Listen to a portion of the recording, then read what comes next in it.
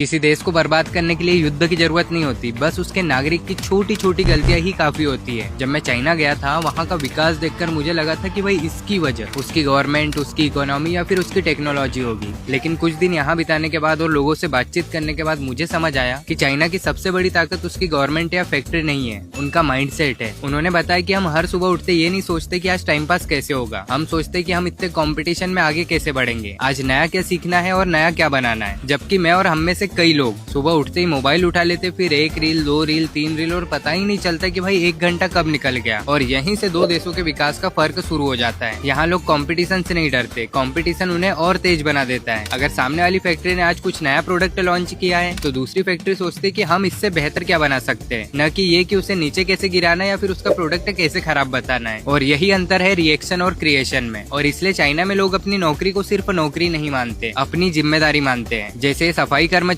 कोई देख रहा है या नहीं देख रहा, इससे उसे कोई फर्क नहीं पड़ता। वह इतनी अच्छी से साफ सफाई इसलिए कर रहा है क्योंकि वो मानता है कि ये मेरी जिम्मेदारी है। और जब करोड़ों लोग अपनी जिम्मेदारी ईमानदारी से निभाने लगते हैं तो पूरा देश अपने आप बदलने लगता है। मैंने उनसे पूछा कि तुम इतना काम कैसे कर लेते हो और अपने दिन को प्रोडक्टिव कैसे बनाते हो। उन्होंने कहा कि वो ये नहीं देखते कि भाई हमने 8 घंटे काम किया या 10 घंटे, उन्हें फर्क पड़ता है कि जितने घंटे काम किया उसका रिजल्ट क्या निकला। और यही वजह है कि यहाँ का एक छोटा सा दुकानदार भी पैकेजिंग, कस्टमर सर्विस और क्वालिटी पर उतना ही ध्यान देता है जितना एक बड़ी कंपनी। वो हर कस्टमर को ऐसे ट्रीट करता है जैसे कि करोड़ों का इन्वेस्टर हो। जबकि मैं या फिर हम में से अधिकांशतः लोग दुकान खोलते, अगरबत्ती लगाते, फिर पूरा दिन मोबाइल चलाते हैं। कितने लोग तो ऑफिस पहुंचते ही काम शुरू करने के बजाय चाय, गप्पे और टाइम देखते रहते हैं। दोपहर हुई तो लंच टाइम देखेंगे, शाम हुई तो ये सोचेंगे कि किस तरह यहाँ से जल्दी निकलूं। और यहाँ लोग इतना काम करने के लिए मोटिवेशन का इंतजार नहीं करते हैं, क्योंकि उन्हें पता है कि अगर वो एक दिन भी पीछे रहे तो कंपटीशन इतना ज्यादा है कि सीधे 10-20 दिन या फिर 1 साल पीछे जा सकते हैं। इनके लिए काम मूड से नहीं, डिसिप्लिन और कंसिस्टेंसी से चलता है। और यही वजह है कि यहाँ लोग केवल सपने नहीं देखते, बल्कि उन सपनों के लिए रोज थोड़ा थोड़ा लेकिन निरंतर कार्य करते हैं, तब तक जब तक कि उन्हें लक्ष्य न हासिल हो जाए। विश्वास कीजिए, जिस दिन 140 करोड़ जनता अपनी जिम्मेदारी ईमानदारी से निभाने लग जाए, उस दिन देश बदलने में समय नहीं लगेगा। लेकिन दुर्भाग्य देखिए अपने देश का, अब भी हम क्या करेंगे, इस देश का कुछ नहीं हो सकता बोलकर रील स्क्रॉल कर देंगे। जबकि ये वीडियो हर स्टूडेंट, हर एम्प्लॉय, हर बिजनेस ओनर और हर पेरेंट, यहाँ तक कि 140 करोड़ जनता तक के पहुँचना चाहिए। लेकिन आप खुद देख सकते हो कि शेयर कितने हैं, क्योंकि इसमें डांस नहीं माइंडसेट की बात है ना। या फिर हम में से बहुत लोग ये सोचकर स्क्रॉल कर देंगे कि भाई मेरे एक के शेयर करने से क्या ही फर्क पड़ेगा। किंतु याद रखिए मित्रों,